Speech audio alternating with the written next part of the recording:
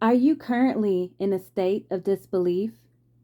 Has something happened in your life to cause you to lose faith? Have you been struggling with your ability to accept the truth? Are you willing to face it in order to make it?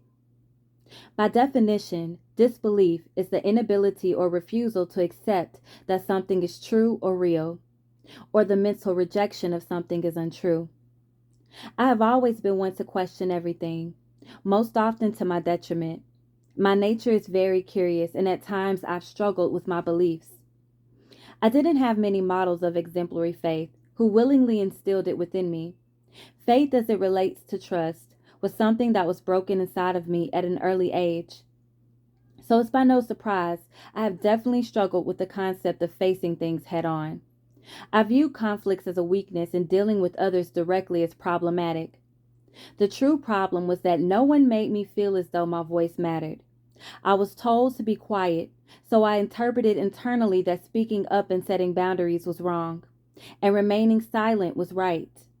I'm still unlearning that today. Lately, I've been sinking deep into the abyss. I didn't know how far until now. Mark chapter 9, verse 23 through 25 comes to mind. I can't help but to cry out, God, I believe. Help my unbelief. If you can believe, all things are possible to him who believes.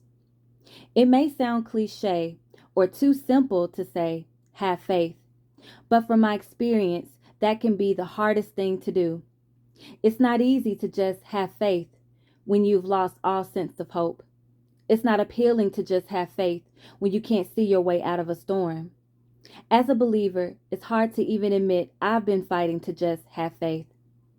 When we experience a delay in what we've been praying for and believing the Creator for, it can cause us to doubt and have a negative impact on the words that proceed from our mouths. But no matter what we see, we have to continue to speak and believe the promises of the Creator and trust that in Creator's perfect time, the promised blessings will manifest. Speak what you desire to see until you see what you have said come to life. This is what a close friend said to me that helped to inspire this message. To be honest, at the time I received this message, I was stubborn. I didn't want to admit it to myself or God that recent disappointments left me feeling a lack of faith. I was wrestling with believing God's promises, and this word of encouragement exposed that. It was a hard truth to face. Once I allowed myself to face it, I could actually feel everything I was holding in. I started to recognize how often I silenced myself. I was able to see how I self-sabotage and overthink instead of making a clear decision and being direct.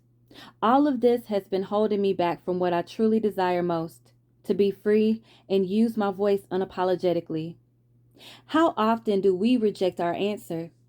God was giving me a solution, and my moment of disbelief almost cost me from receiving the help I was seeking. If you can relate to this message in any way, I want you to know that you are not alone. We may wrestle with life from time to time, but we must remember to not get caught up wrestling with ourselves or others. I believe the scripture when it says the following: For we do not wrestle against flesh and blood, but against principalities, against powers, against the rulers of the darkness of this age, against spiritual hosts of wickedness in the heavenly places. Therefore, take up the whole armor of God, that you may be able to withstand in the evil day, and having done all to stand. Ephesians chapter 6, verse 12 through 13. Unforeseen circumstances happen every day, and unseen forces are constantly at work. It's so important to take courage by facing what we fear.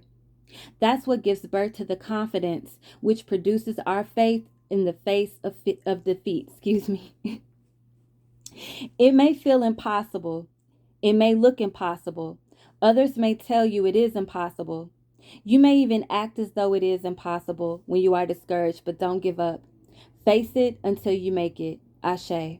Yours truly, Authentically Jen. Original is the only way to be.